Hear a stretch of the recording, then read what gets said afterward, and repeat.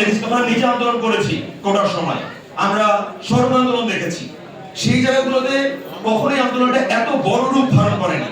তার প্রধান কারণ হচ্ছে সেই আন্দোলনটা সকলের আন্দোলন হতে পারেনি।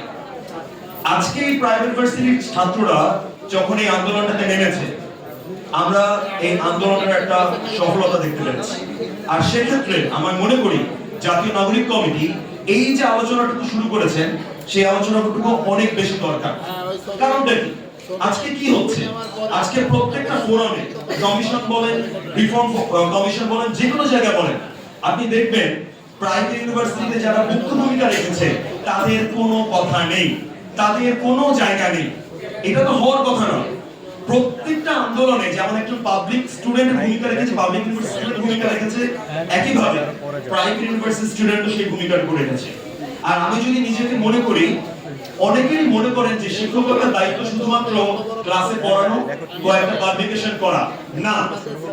আপনি যদি আপনার শিক্ষার্থীর পাশে সময়ের সময় দাঁড়াতে না পারেন, আপনি যদি আপনার শিক্ষার্থীর ন্যায় দাবিটাকে রক্ষা করতে না পারেন, তাহলে আপনার কোনোভাবে একজন শিক্ষক হওয়া উচিত না।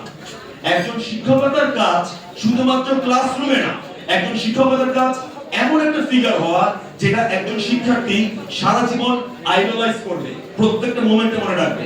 আমি বিশ্বাস করি প্রাইভেট ইউনিভার্সিটির আমি খুবই ক্ষুদ্র একটি ভূমিকা পালন করেছি, সেটা অনলাইনে অফলাইনে যেভাবে হোক আমি আমার শিক্ষার্থীদেরকে নিরাপত্তা দেওয়ার চেষ্টা করেছি। এবং আমার সাথে আমার সহকর্মীরা যারা প্রাইভেট ইউনিভার্সিটির শিক্ষক ছিলেন, তারা একাত্মতা প্রকাশ করেছেন।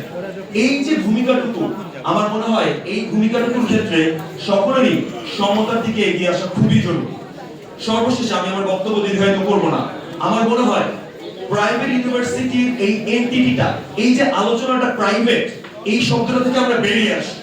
আজকে যখন আপনি ওয়ার্ল্ড ওয়াইড একাডেমিক্স চিন্তা করবেন, সেখানে পাবলিক এবং প্রাইভেট এই কথার মধ্যে আলাদা কোনো পার্থক্য নেই।